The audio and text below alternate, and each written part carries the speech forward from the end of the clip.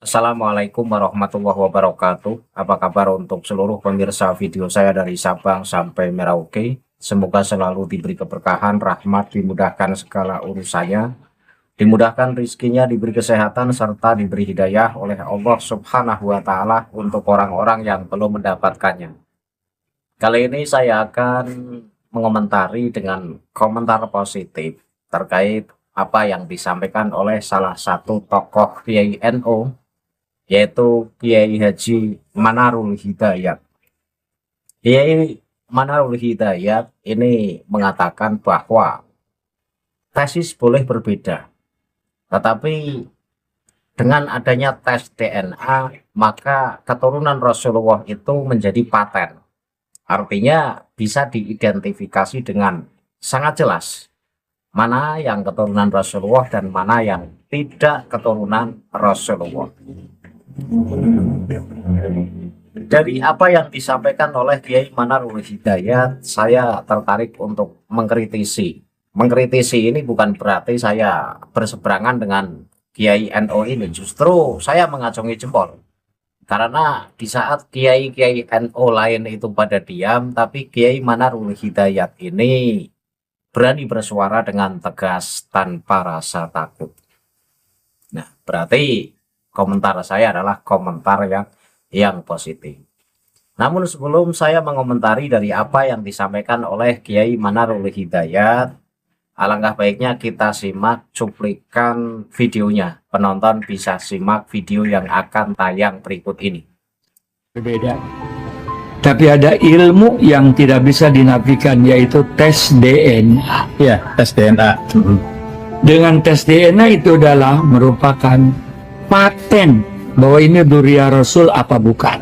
Ya, Oleh itu saya sarankan kepada siapapun, kenapa sekarang ini kok masalah Ba'alwi diangkat? Karena dulu Habib-Habib dulu waktu guru-guru saya ya sama dengan kita, saling hormat menghormati, tidak mengkafir-kafirkan.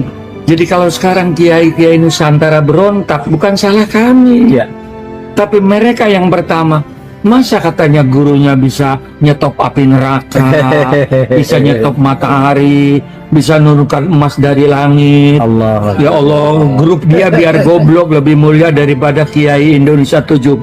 Masya Allah. Ya Nah Allah. kalau kita sebagai orang NU tidak bergerak, dosa di hadapan Allah.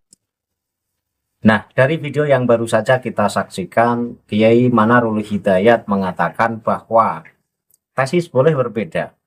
Artinya penelitian itu hasilnya boleh beda-beda. Ada yang mengatakan Ba'alawi merupakan dzurriyyah Rasulullah, ya monggo.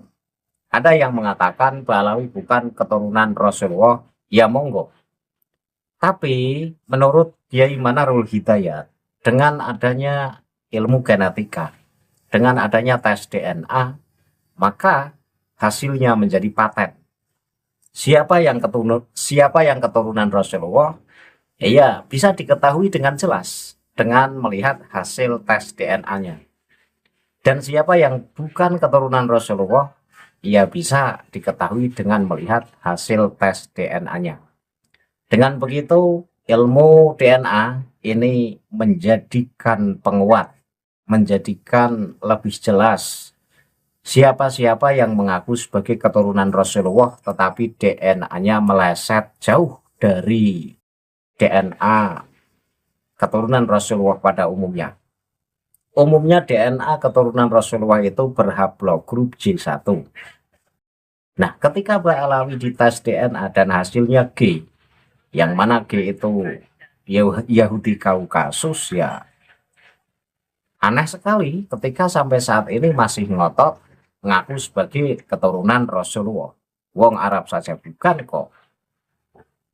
Ngaku sebagai keturunan Rasulullah ini ya sangat jauh. Kemudian dilanjutkan pernyataan dari Kiai Manarul Hidayat. Dulu kenapa Kiai-Kiai NU itu diam? Tidak menanggapi atau tidak meneliti nasab Ba'alawi apakah benar-benar keturunan Rasulullah atau tidak. Alasannya karena dulu Habib-Habib yang ada di Indonesia itu ya seperti pribumi, berbaur dengan pribumi, saling menghormati, tidak ngaku-ngaku sebagai keturunan Nabi, tidak merasa sebagai klan paling mulia, tidak merasa sebagai klan yang harus dihormati dengan penghormatan lebih. Nah, ketika saat ini orang-orang Balawi ngelonjak ngobrolin moyang-moyangnya di setiap podium dengan bahasa yang meninggikan, dengan bahasa yang mengagungkan. Di antaranya mereka Balawi mengatakan bahwa moyang-moyangnya itu punya karomat atau punya keramat yang luar biasa. Di antaranya bisa menyetop api neraka atau menghentikan api neraka. Bisa menurunkan rantai emas dari langit. Bisa menghentikan peredaran matahari. Ini yang menjadikan ulama-ulama NU kemudian bergerak memerangi ocehan-ocehan orang Ba'alawi, dan dari ocehan-ocehan Ba'alawi ini kemudian berlanjut ke penelitian nasabnya. Jadi kata Kiai Manarul Hidayat, jangan salahkan kami pribumi kenapa kemudian memerangi orang-orang Ba'alawi. Bukan memerangi secara fisik, memerangi ideologinya dan memerangi pengakuannya. Karena setelah diuji dan diteliti, mereka itu bukan keturunan Nabi. Nah, harus diakui, harus diterima, nggak usah ngeyel, nggak usah ngotot, pengen diakui sebagai cucu Nabi. Bahkan disambung apa yang disampaikan oleh Kiai Manarul Hidayat, bahwa orang NU kalau tidak bergerak, ya ikut dosa nanti di hadapan Allah. Apa yang disampaikan Kiai Manarul Hidayat ini ya punya alasan. Ketika kita melihat kezaliman di depan mata, kok kita mendiamkan, justru kita membela, ya kita mendapat dosa nanti di hadapan Allah. Karena kita tidak mencegah kebatilan itu. Lah gimana tidak batil? Bukan keturunan Rasulullah, tapi ngaku keturunan Rasulullah. Dan kita menghormatinya dengan penghormatan sebagaimana layaknya kita menghormati keturunan Rasulullah. Kalau kita menghormati hanya karena sesama manusia, itu no problem. Dan itu justru anjuran.